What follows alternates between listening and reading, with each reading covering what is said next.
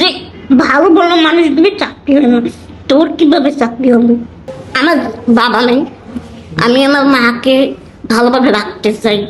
আমার যা যা স্বপ্ন আছে সব আপনাকে পূরণ করবো। আমি মুসলমান লিবানি আক্তার। আমি জীবনে অনেক কষ্ট করে পড়াশোনা করছি। 1 থেকে ইন্টার অবধি পড়ার কারণে আমার অনেক সমস্যা ছিল। আমার ছোট বোন সেই আমাকে 1 থেকে অনেক কষ্ট করে 1 তলা থেকে 5 তলা পর্যন্ত নিয়ে যায় কলেজে।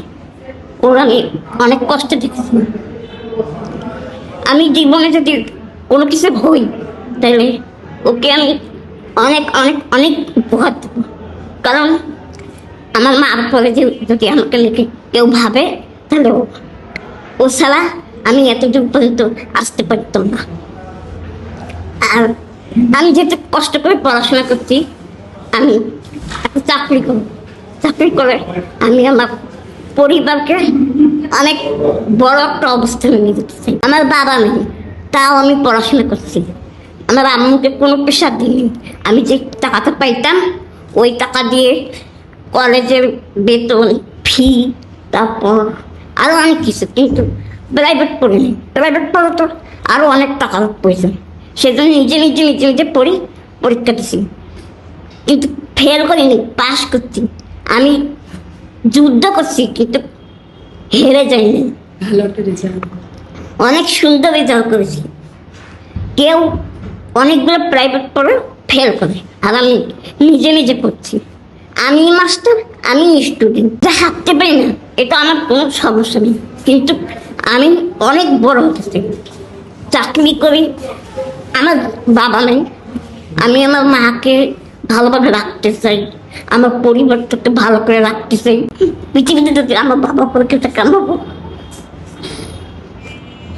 কিন্তু মায়ের তো কোনো তুলনা হয় না। আমার যা যা স্বপ্ন আছে সব আপনাকে পূরণ করবো। ওকে লেহেঙ্গা কিনে দেবো, শাড়ি কিনে দেবো, ওকে কারে চড়ি ঘুরাবো। আমার স্বপ্ন আছে আমি চাকরি করলে একটা কার কিনবো, সাদা কার। আমি যে ঘুরতে পারি না,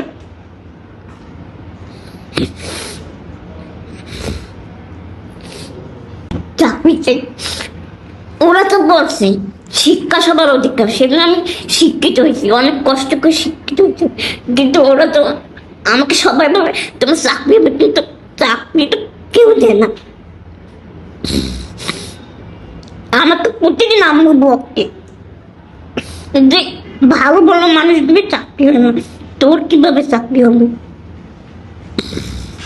কারণ দৌড়াদৌড়ি করতে হয় অনেক, সেই জন্য মানে প্রধানমন্ত্রীর কাছে আমি একটা চাকরি চাই। কারণ আমি অনেক কষ্ট করে পড়াশোনা করছি, এই কষ্টটাকে আমি সার্থক করতে চাই। আমি তোমার দেশের নাগরিক না, তাও আবার অসুস্থ নাগরিক।